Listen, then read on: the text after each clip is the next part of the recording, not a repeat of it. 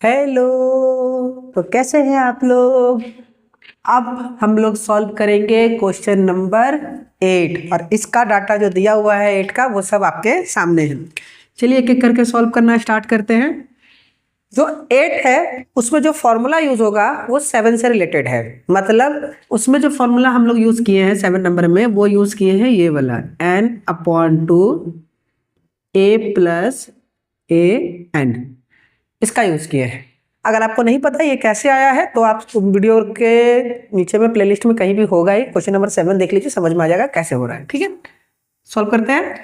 N का value हमारे पास आ चुका है -14 इज इक्वल टू एन का वैल्यू जो है लापता है ना।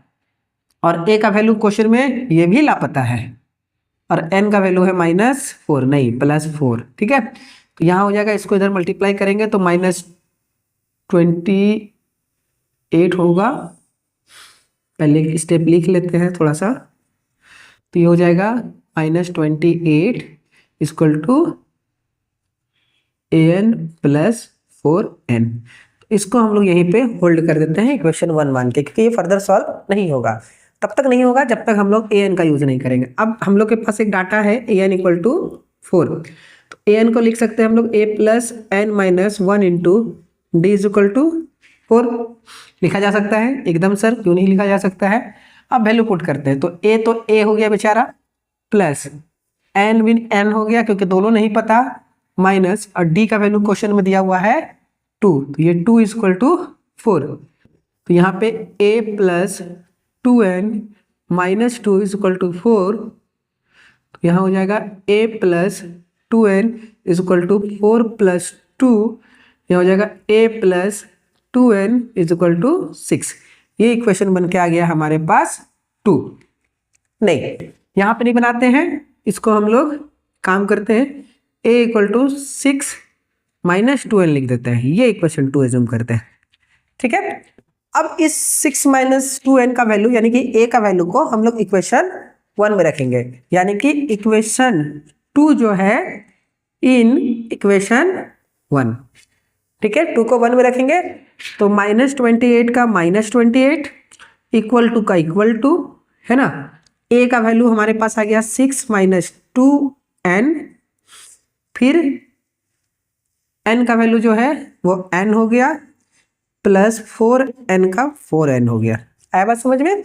ये जो a का वैल्यू निकला मेरे पास 6 - 2n, इसका इक्वेशन यानी कि 2 को हम लोग यहाँ पे रख रहे हैं, तो इसका -28 का -22 इक्वल का इक्वल a के जगह पे हम लोग लिखेंगे 6 - 2n, फिर ये n के जगह पे n हो गया और ये +4n का +4n हो गया। आगे बढ़ते हैं, -28 equal to n into 6n -2n square plus 4n। आगे बढ़ते हैं इसको सॉल्व करके, 4n 6n कितना हो गया? अब बोलो यार कितना हुआ? ओ सॉरी, ऑनलाइन पढ़ रहे हैं ना, तो ऑनलाइन में आवाज कैसे आएगा, तो हम बता देते हैं 6n + 4n 10n हो गया, -2n स्क्वायर हो गया। तो इसको हम लोग उधर शिफ्ट करते हैं, प्लस हो जाएगा +2n square -10n -28 is equal to 0, तो 2 कॉमन ले लेंगे, तो यहाँ बचा n square -5n -14 is equal to 0, तो यहाँ निकल के आया n square -5n -14 is equal to 0। ये आ गया मेरा एक क्वाड्रेटिक इक्वेशन। हम पहले भी आप लोग को बता चुके हैं कि जब भी एसएन का फॉर्मूला में नंबर ऑफ टर्म्स निकालने के लिए बोला जाएगा तो वहां पे क्वाड्रेटिक इक्वेशन आएगा। अगर नहीं आ रहा है मतलब आप कुछ गलत कर रहे हैं। ठीक है, आगे बढ़े तो इसको फैक्टराइज करते हैं हम लोग। यहाँ पे लिख सकते हैं n square -7n + 2n -14 is equal to 0।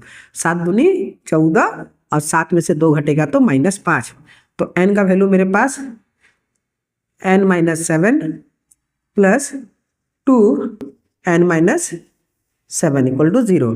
तो एक हो गया n - 7 और एक हो गया n + 2 equal to 0।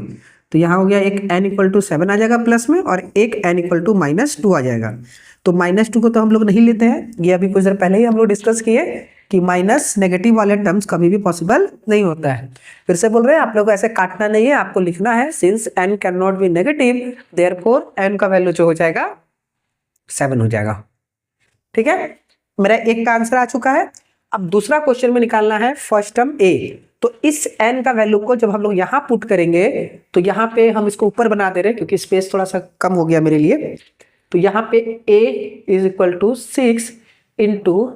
6 minus 2 into 7 होगा ना। n का वैल्यू कितना आया 7, इसलिए 7 पुट कर रहे हैं। तो 6 minus 14 is equal to -8 equal to नहीं इम्प्लाई दैट। ठीक है, तो मेरे पास a का वैल्यू निकल के आ गया कितना -8। ठीक है, और मेरे पास n का वैल्यू कितना आ गया 7। ठीक है, तो ये मेरा पूरा कंप्लीट सॉल्व हो गया। ठीक है, तो आई होप सबको समझ में आ गया होगा। मिलते हैं अगले वीडियो में, तब तक के लिए थैंक यू।